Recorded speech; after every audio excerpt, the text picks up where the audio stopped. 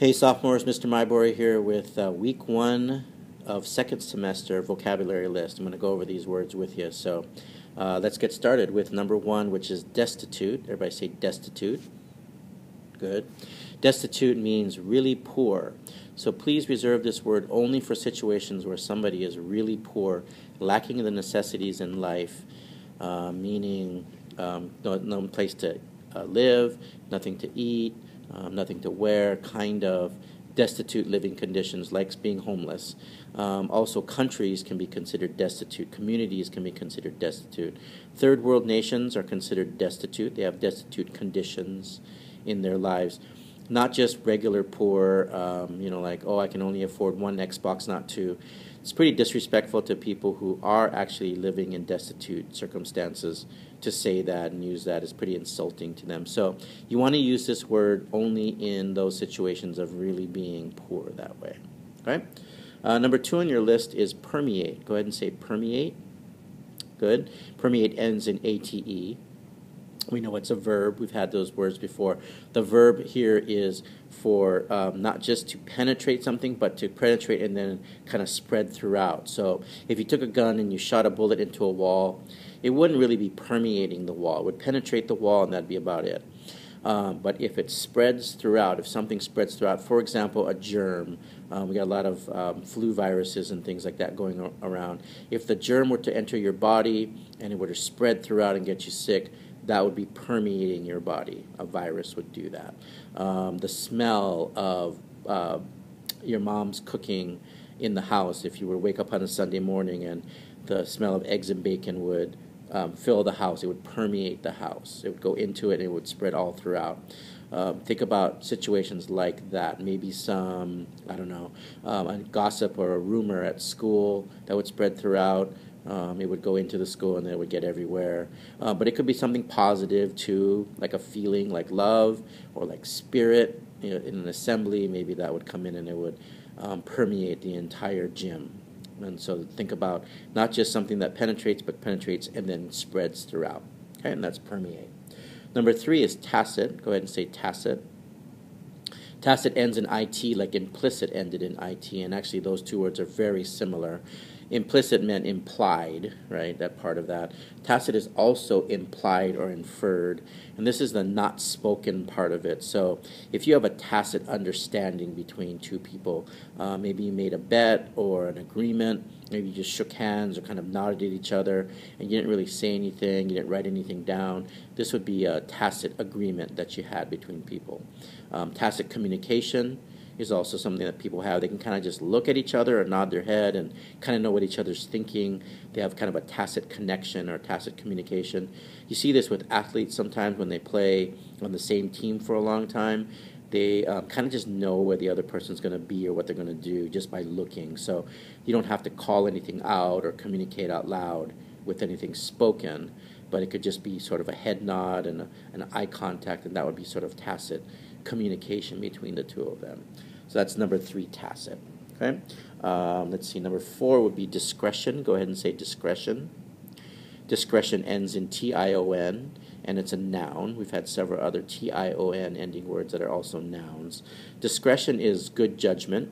It's a little redundant to say good discretion because it already means good judgment, but I guess that's sort of tacit in there to imply that it means that. But I've heard people say poor judgment or poor discretion, bad discretion, and good discretion. So you can draw a distinction that way and just maybe think of it as judgment. When somebody makes a good choice, maybe not to go to a party where there's illegal stuff going on, you choose not to go, that would be showing good discretion. You choose to do your homework instead of going out and hanging out with friends, wasting your time, maybe and not doing what you're supposed to, that would be showing good discretion.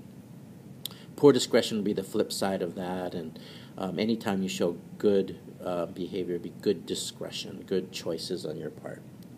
Number 5 is repertoire. Go ahead and say repertoire. Okay. Repertoire is kind of a difficult word because it's borrowed from French, and so the spelling is kind of weird, and the pronunciation is going to be kind of weird, and there's no word ending that's going to help you with that one this week. So that's probably going to be your most difficult one to come up with spelling for and maybe pronunciation. So maybe work on that one a little bit more this week. Repertoire is a range of skills. So not just the skills themselves, but the range of skills. So think about anything you might be good at. Could be music, could be dance, could be a sport, could be school.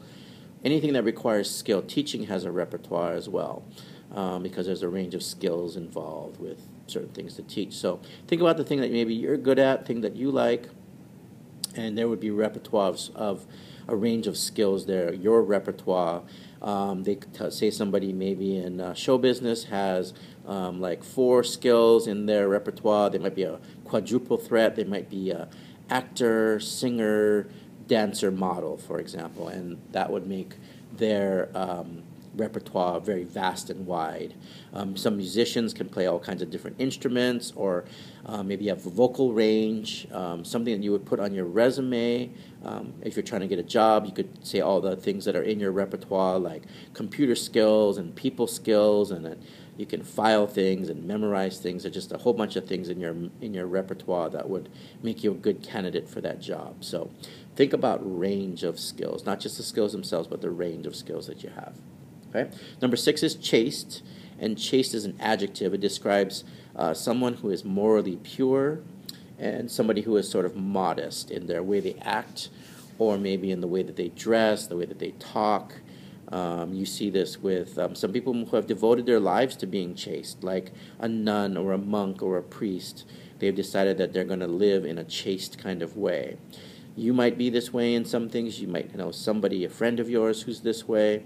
They've just chosen a chaste lifestyle where they don't dress flashy and they don't talk in a certain way that is negative. They talk in a way that's pure and modest, that doesn't draw attention to themselves. So think about moral purity when you think of being chaste. Okay. Number 7 is aspire. And aspire, go ahead and say aspire. Good. Aspire is ends in IRE, like perspire or inspire, and aspire is to aim toward a goal, which is an action. This is really good to talk about now because we're at the beginning of a new semester, and I asked you to make some goals. I asked you what you aspire toward. We're also getting ready to do some registration soon, and you might want to think about what classes you should take that would help you reach your goals, what goals you aspire toward. If you have a certain college you want to get into, or a major, or a career, a kind of lifestyle that you want, those classes may help you as you aspire toward that goal. Okay? The last word on our list is affably, and affably, everybody say affably.